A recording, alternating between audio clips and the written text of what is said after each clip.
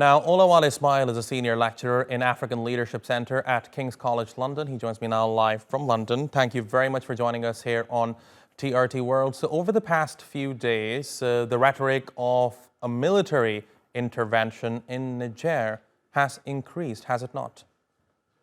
Yes, it has.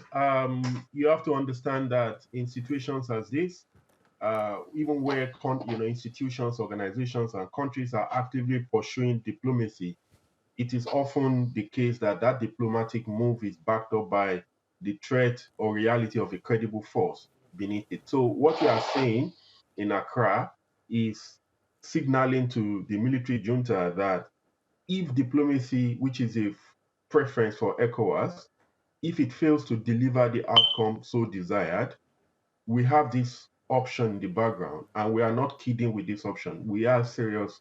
We are going to put all the necessary things in place. Should this be needed, we want to be ready to be able to use this option as well. So that I believe is what is going on. All of this is still wrapped up in a political process. It's still meant to push through a negotiated solution to the impasse. So if ECOWAS is serious and we do see some sort of military intervention in Niger, what do you think could be the possible outcome? What kind of impact it's going to have on the region? Uh, I don't have a crystal ball for obvious reasons. We don't know how things might plan out, but we have to wait for the chief of staff of the military of ECOWAS member states to complete their meeting today and come up with what is called a concept of operation. The CONOPS is what will tell us how they envisage the intervention, including the command and control, the mission headquarters, and all of those operational details. That will give us some indication as to how they plan to proceed.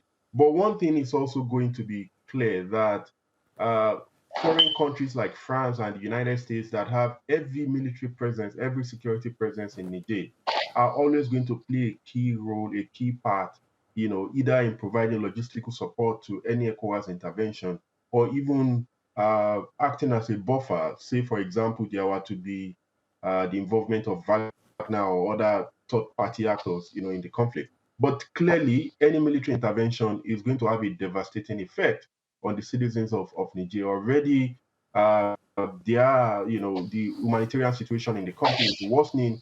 The country is under economic sanction. Don't forget, this was already, one of the poorest countries in the world.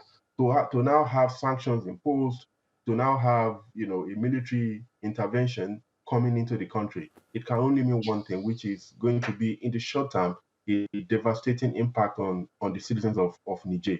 But one thing to also add is the political process about whether military intervention is going to happen or not is still ongoing. The ECOWAS has yet to receive the necessary backing from the African Union at this point in time in terms of support for a military solution. So all options are on the table. We have to see how things evolve. But clearly, the military junta in Niger does, even though it says it's open for negotiation and dialogue, but it seems it's not willing to revert back to the Right. constitutional order.